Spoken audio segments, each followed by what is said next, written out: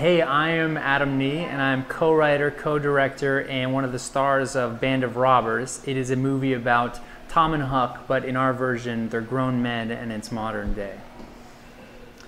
I'm Aaron Nee, also co-writer, co-director of Band of Robbers, the contemporary adaptation about Tom Sawyer and Huck Finn. They're grown-ups, it's modern day, and they're still up to their childish misadventures. Yeah. You know, it's funny, it happened, I moved to New York to pursue acting when I was about 21 years old.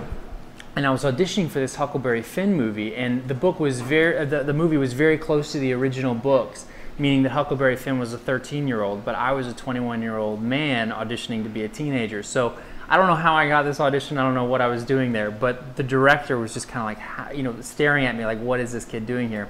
So I left embarrassed at the fact that this even happened, but started thinking about it, like what would it actually be like if Huckleberry Finn and Tom Sawyer were grown men, still saying the same things, still wanting the same things. So that was the genesis of the idea, and it gestated for a long time, and then Aaron and I kind of got serious about it and started to really write it. But the idea came 10 years ago when I was just starting out as an actor from an embarrassing audition.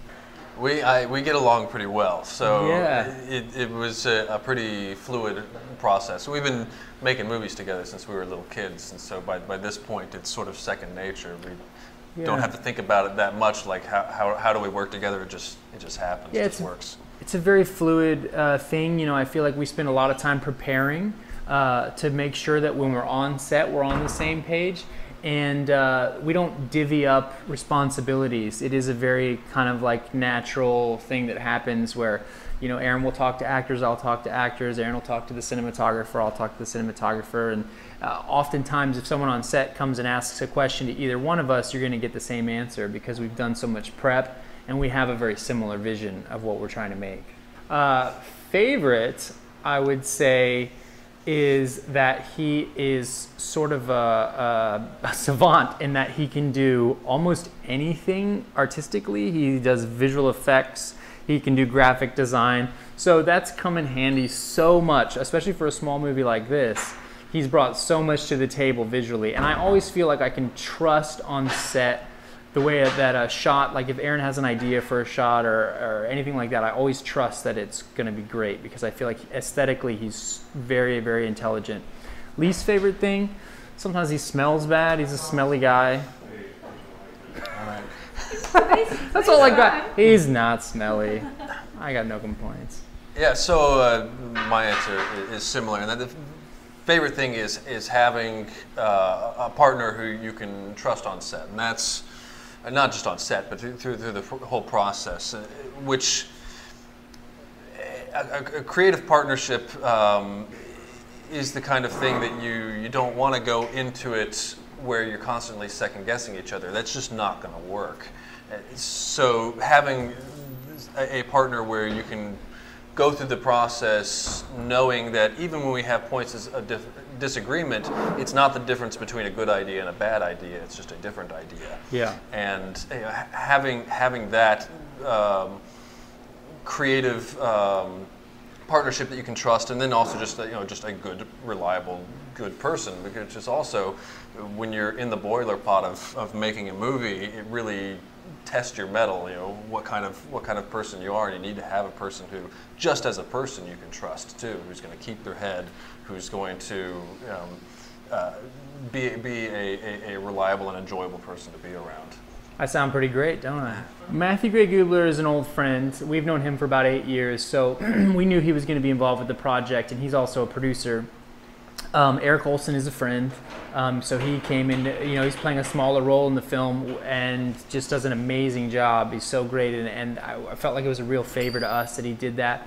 Melissa Benoist hadn't gotten Supergirl yet. She'd done Whiplash, which she's great in, and she came in and auditioned for the film, and we just immediately loved her and thought she was perfect. And that's a tribute to our casting director, John McAlery, who just knew, he just brought in the best people, the most interesting people, and people who are kind of on the rise. Like, he just has his finger on the pulse of that kind of thing. And so for us, Melissa, we didn't know her, and when we saw her read, we were like, yeah, she's our girl. We had a lot of challenging moments. This movie is a very big movie with a small budget. So we had maybe 30 locations. There's a big shootout scene that we shot in this old train station that is supposed to be a hotel. And we had to shoot that, like the entire shootout, in a day. And so we had to do a lot of figuring things out on the fly when things got very difficult. Yeah, I mean, anything specific? I think that that shootout sequence that you mentioned is probably, that was the most daunting, just going, those were the days that I was watching us get closer and closer to it being time to shoot that stuff and just being like, oh man, are we ready for this? Because we knew we were trying to pack too much into too little time. Yeah. And it was also shot way out in Barstow, so that also you have this degree of detachment from sort of fallback safety things, like if something went wrong, we can't just quick go to a rental house, or you don't have access to excuse me, those fallbacks. And then add to that, our crew got food poisoning while we were shooting that, so we lost like half the crew, and so we were like, way skimmed down trying to shoot the most difficult stuff in the movie, and while people are back in their hotel rooms, couldn't even make it to set. So it was very, very challenging. And that's just, I feel like, the nature of making a movie. But when it is a small movie and you don't have fallback money or like fallback pickup days and stuff, you have to you have to really think on your toes to try to figure out how to make that stuff work still. Yeah. I think it's all of the above. I think that it's a thing that people are usually naturally good at, or naturally funny, but then on top of that, like any skill, you get better by training. So I really feel like, you kind of need all of those elements to reach your full potential as a comedian, an actor, a writer, a director, whatever art you're involved in. Yeah, what's my most recent good joke? Oof. Man, that's tough. I don't know. Yeah, that's a hard question to answer. Yeah, I feel like my jokes are, I don't know if they're so good. They're just a little weird. Yeah, I don't know if your audience will even appreciate The behavior is like, yes, funny. I'm a behavioral comedian. Yes, I've had worse too. Yeah, when I was a teenager, I lived in Orlando, and I was going out on commercial auditions with this small agency. And I had this agent who was new to the agency, and he was like an ex-football player, and he wasn't really like a show business guy. And he was trying to send me on this audition where I had to sing and dance. And I told him, I said, I can't sing and I can't dance. And he's like, anybody can do it. You can do it. Go. Just go. And so I go to this audition, and I brought a song from West Side Story that I was just going to sing along to on a CD. And then I had to sing some a cappella lyrics as well. And so I show up to this audition, and I'm sitting in the waiting room, and I can hear the other actors. And they're the best singers I've ever heard. They're like Broadway-style musicians.